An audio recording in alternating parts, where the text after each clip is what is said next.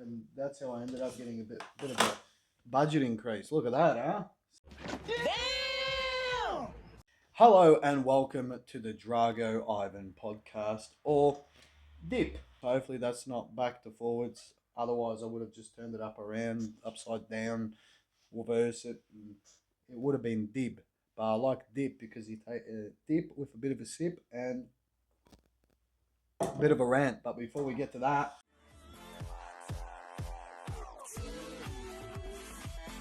I want to say 25 subscribers. Oh man, we're on our road to 1 million. I can feel it. I don't know, probably at the end of the week, I reckon. I like, honestly, I'm so thankful for all like the views, the support. I didn't even think I was gonna get this far. It's just me ranting to a camera. My name is Drago Ivan. I'm a stand-up comedian based in the western suburbs of Melbourne. It's a bit fucking rough. And this is just a podcast I do called the Drago Ivan Podcast when I'm on my FIFO job.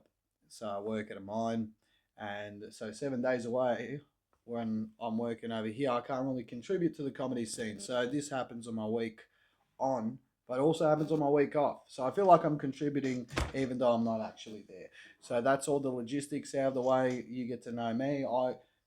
Unfortunately, I'll look at a screen and send you my love, whoever you are, but not too much love, not like the comedian we're about to fucking talk about. Look at me.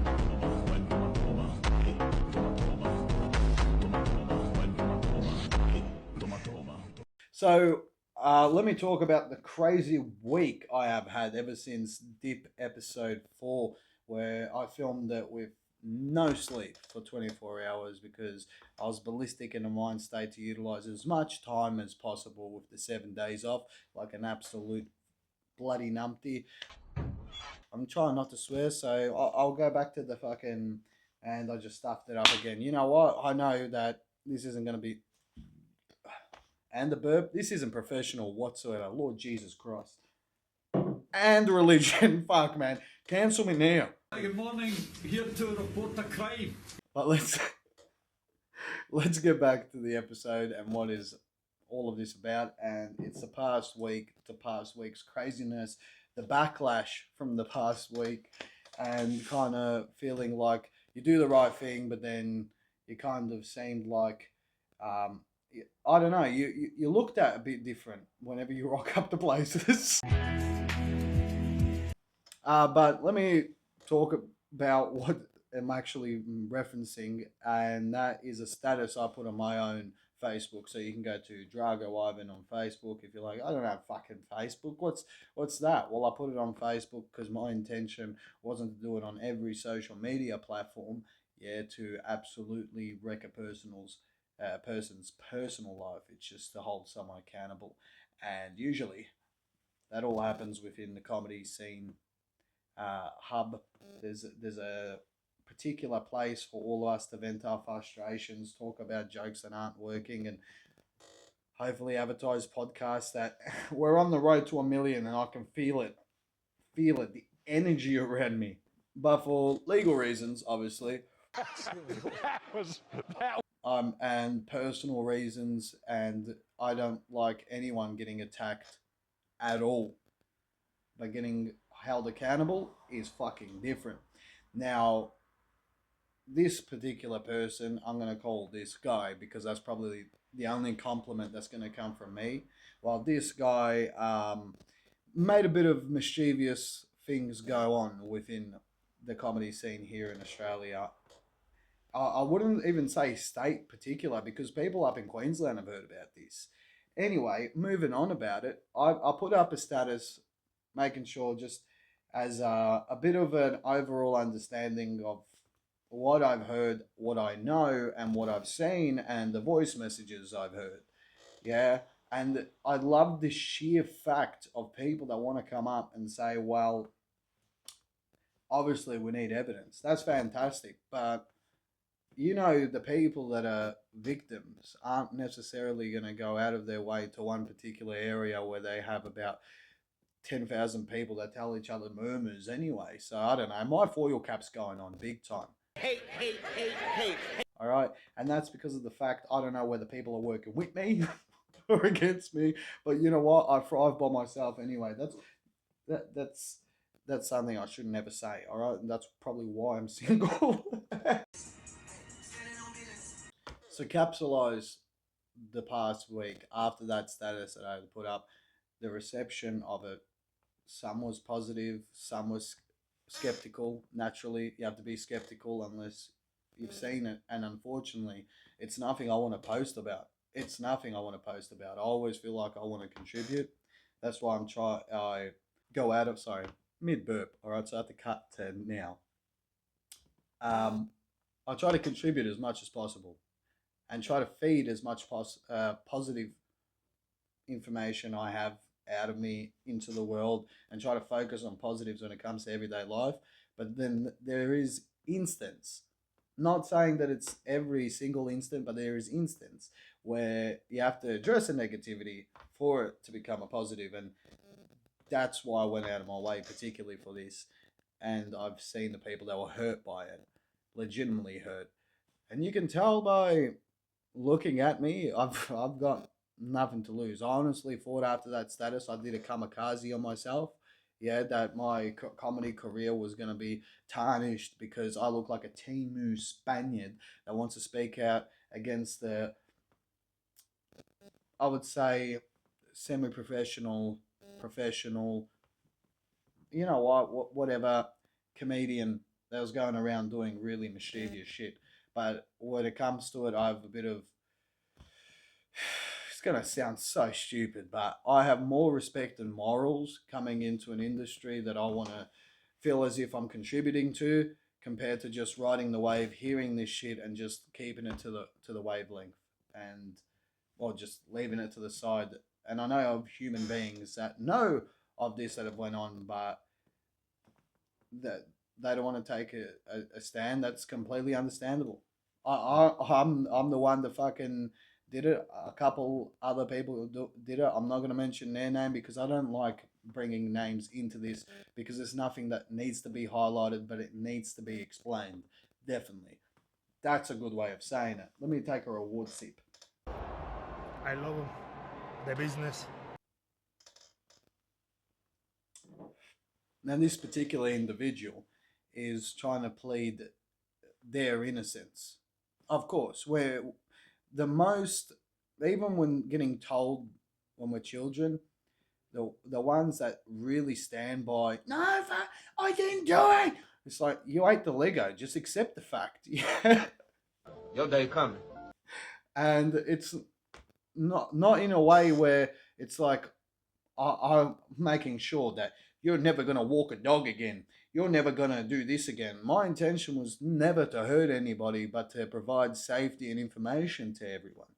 And now it's coming to a category where I feel as if I'm going to need to take a next step. And that's not because of my doing, that's because of another individual's doing. Also, when it comes to stand-up comedy, if I know it's a world we have to give to take, to give to take. So if I'm going to be providing anything and have some credibility to my name with putting up a status like this, that I'm going to have to be known with a good reputation, which I feel as if people might have of me. And if you have any other negative outlook on me and that's completely understandable, because that's your perspective. Now, you need to understand from my perspective. Listen, I get it. Hot damn, bro. The only reason why I feel as if now I'm pushing it more further and further is because a lot of people are getting caught up in some things that are just complete and utter lies, claiming innocence on a factor of nothing being done, when there is a lot of evidence of people getting hurt in the past.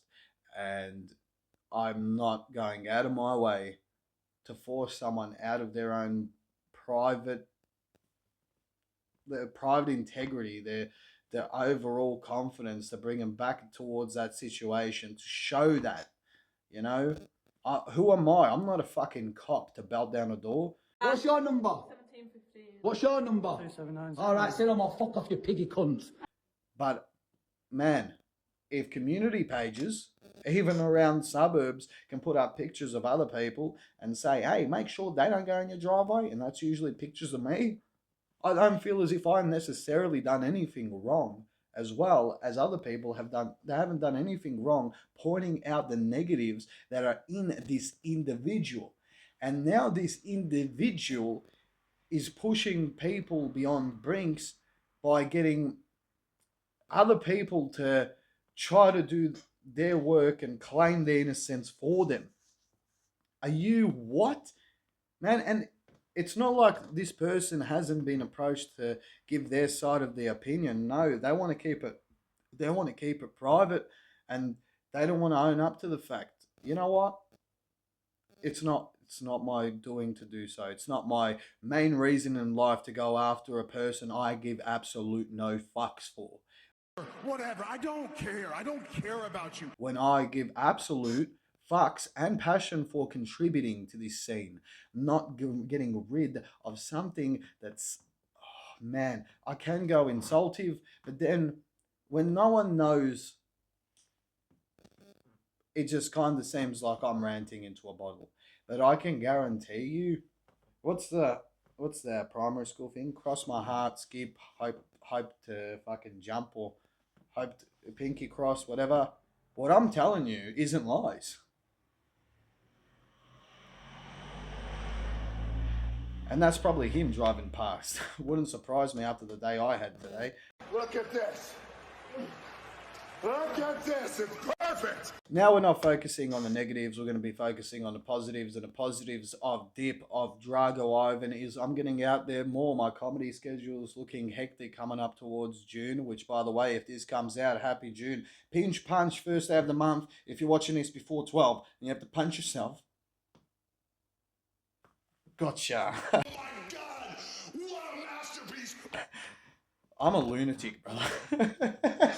But everything's going so great. I feel as if I'm contributing in a good way as well, because your boy, your man, who let the dogs out, hey, me, I let the dogs out, because guess what? Let me talk about the BS. The Bendigo shows. The Bendigo shows up in July 18th on a Thursday. That's at the Golden Vine Hotel for Good as Gold 6. It's going to be awesome. We have Brad Oakes coming down. We have John Burgos coming down. We have a lot of other great acts.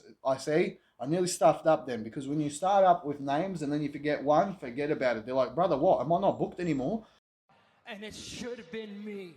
You get a head tattoo and come to a country town once, and someone comes up the driveway being like, is that an O-right ring? Which, by the way, I have an issue with this. Lights up the face, great, yeah?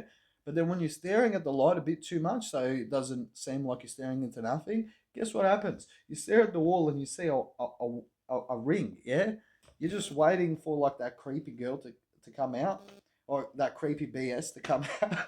That was. Oh man.